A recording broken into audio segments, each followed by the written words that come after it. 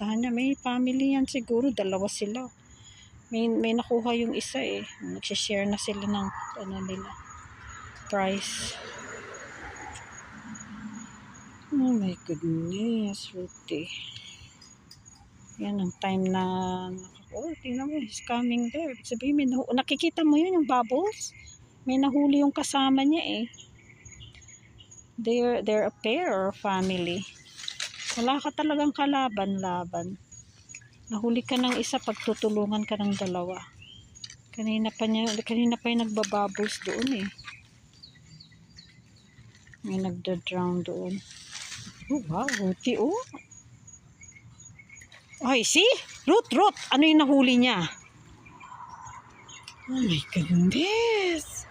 Kakatakot.